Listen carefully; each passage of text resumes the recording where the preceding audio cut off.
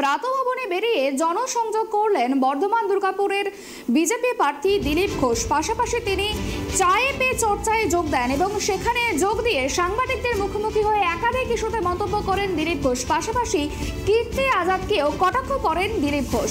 দেখুন।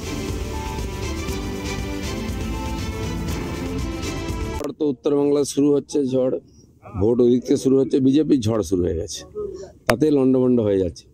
দেখুন, এই সময় কালবৈশাখী হয় স্বাভাবিক, এটা কিন্তু উত্তরবাংলায় এই ধরনের কালবৈশাখী আমরা প্রথম দেখলাম, আর খুব ভয়ঙ্করই হয়েছে।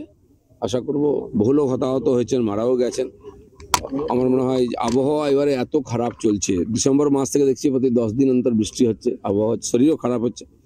তো প্রাকৃতিক দুর্যোগ, সরকারের দায়িত্ব সাধারণ মানুষের সঙ্গে দাঁড়ানো, আমাদের পার্টির লোকেরাও পুরো চেষ্টা করছেন। আমি আশা করব তাড়াতাড়ি মানুষ এই সমস্ত কাটিয়ে উঠবেন।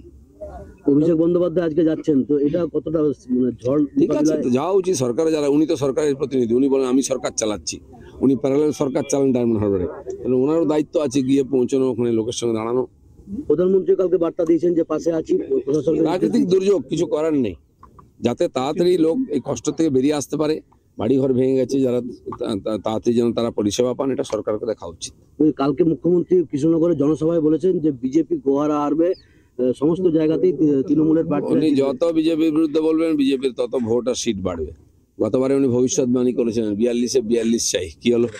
বিজেপি 2 থেকে 18 হলো, উনি 34 থেকে 22-এ এলেন। এবারে আরো 12টা নামবে, তারপরে দেখবেন আর ডায়লগ বন্ধ হয়ে যাবে। দাদা মুখ্যমন্ত্রী গতকালকে বলেছেন যে ইডি সিবিআই ডাকলে এখন যাওয়ার দরকার নেই, কি বলবেন?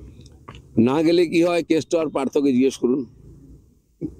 সিবিআই ইডি ডাকবে না, একবার যাবেন না, দুবার যাবেন না। ওনার এক ভাই আছে সম্পর্কে, মাসুতো ভাই, দিল্লিতে, সে এখন কোথায় আছে? 10 বার যায়নি।